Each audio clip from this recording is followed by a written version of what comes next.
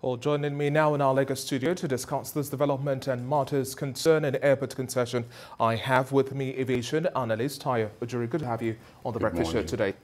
Now, let's have your first reaction based on the public hearing we've seen so far with these bills, acts, and then the amendments that are expected to come into bear. This is to help improve the standard of these agencies and also meet international best practices. Yes. But we've also had another twist of activities in terms of reactions from the Nigeria Labour Congress, also raising certain issues, saying that at the end of the day, some jobs might be affected with some of these new moves, as well as looking at managing and protecting Nigeria's assets away from predatory private interest, as the quote.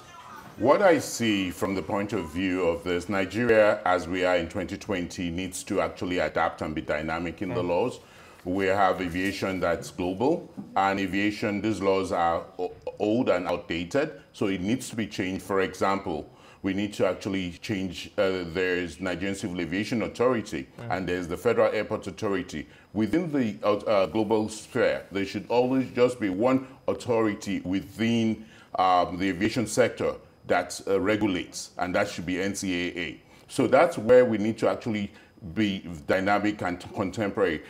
Prior to this time in aviation, security was a front burner issue. Now in 2020, we've seen public health being the front burner. And so with that public health being the front burner, we have to be dynamic and adaptive to what the issues are of the day. Bilateral agreements need to be reinforced and changed to ensure that it's actually favorable to Nigerian government as well as the Nigerian domestic carriers, so that we see that the foreign carriers are not taking advantage of Nigerian carriers, and it gives an enabling environment for domestic carriers to grow and evolve. We've not even necessarily explored BASA at all at this point in time. Exactly. Well, let's also look at some other burning issues as well. Concession of airports at this point in time. The federal government is trying its best to ensure that we have an improved aviation space. But there are some concerns as well. Some individuals, some school of thought believe that at the end of the day, we have to take this with a pinch of salt with regards to the China loan agreement. Now, if Nigeria defaults as it's when and due to make the repayment of those loans that are supposed to help build this airport infrastructure, they would seize the infrastructure, administer it, and recover the investment. Yes. Your thoughts? My thoughts are we need, and I think we're all on the same page, where we need a very efficient airport environment. Efficient and up-to-date airport environment. And talking about the new terminal, the 4 new terminals at the 4 major airports across. Yes, it's well needed, and it's supposed to be actually operational as at date. It's still not operational. So what we need to do is concession it. But what has been the major challenge or the grudge has been the process of concessioning. The transparency, the awareness, the coordination, and involvement of all stakeholders. There's something that's key within all this process. It's called collaborative decision-making. In aviation, we need to actually take all the stakeholders that are involved in this process and ensure all their inputs are well addressed. Because once this is addressed, we're able to mitigate whatever challenges or whatever risks, so that the betterment of the traveling public is addressed, and it's for that good. The staff and the staff of the organization of fund that are involved and are really crying more than at this point, their concerns are addressed, and then we're able to concession this for the greater good of Nigeria and the traveling public.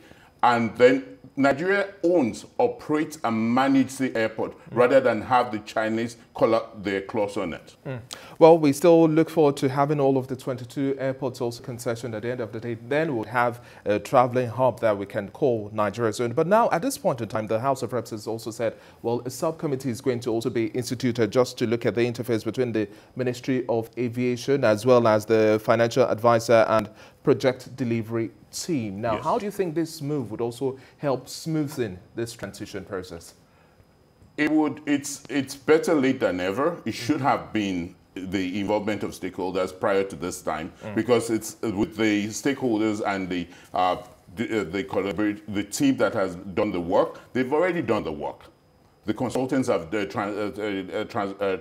advisory team have already done their work. So we're just going back to review that work, which is not cast in stone, but it will be more difficult to change whatever they've done because they've been paid and there was a scope that was reached at that point. So what needs to be done is, yes, we're opening up everything now to ensure all the stakeholders are involved and get their input, and then hopefully they're able to get to a meeting point, well-negotiated point that will make the concession process move forward. We need the concession, but the terms and the process of the concessioning is faulted. And what about allaying the fears of job losses that might come out of these? I believe with the professionals and the engagement of the fan staff, I don't think there'll be job losses, in my opinion, because they'll be able to engage. They're professionals, and aviation needs those professionals within the system. So they're able to absorb them into the system, and it's been able to work out this project plan, the milestones, and the process of that engagement so that everybody's concerns are addressed. Well, for those who are crying foul at this point in time, I don't think you tally with them. But now let's talk about one of the biggest issues we've had so far. The impact of the COVID-19 has been much more devastating for the aviation sector as well as tourism. These are like the twin wings that we just have to focus on now. But looking at the bailout fund, some intervention fund or stimulus like we've seen in advanced climes, but replicating this sort of intervention in Nigeria seems to be quite a drop in a mighty ocean. Looking at the 5 billion naira, 4 billion naira for airline operators, and then 1 billion naira for other actors within the value chain. This is quite small. Yes, the government cannot break its back, but do you think the government has a sound understanding of how much the aviation sector has lost and would need to recoup, talk less of coming back on track? This is way too late. Aviation has lost up to, looking at the numbers till September, we've lost $400 billion globally. And we've actually, operationally, we've seen a minus 90% operational downturn in our operations. With that said, bring that home to Nigeria. We've seen lots of domestic airline grappling with the economic realities. We were the first to get hit, which the closure of the airports in March. With that, this should actually have been a change, or there should be some impact. Like you rightly said, we've seen lots of what you call the furloughs, job cuts, and even the assistance. We've seen the assistance. We saw the Air France assistance of 9 billion euros, Lufthansa 6 billion euros. We've seen the CARES Act for 25 billion, which has been negotiated to be extended to April for another 25 billion. We've seen those types of incentives. We've not seen any of such in Nigeria. With the 4 billion to airlines, 1 billion to ancillary agencies, that's just a drop in the ocean. That's not going to really actually help the domestic airlines where they are now. They're grappling with forex exchange and the increased rate of the dollar. Most of the operational costs of domestic airlines are dollar denominated. So it's really, really affecting them. And if this is not, even the modality of disbursing this fund has not been set out. So it's, with the stretch in time, we're finding that they're playing it far out, that it's going to affect the sustainability of domestic airlines, which could really die before 2021. And one of the other bigger issues that we also have to look at is the fact that the cost of jet A1 fuel goes higher and higher. But hopefully with the new vaccines and prospects that would come through, looking at Pfizer as well as Moderna, we hope to see increased passenger demand at the end of the day to boost the aviation but we're still sector. in test, and we look forward to distribution. Thank you very much for your time on the show today, Tayo Ojiri. It's our pleasure.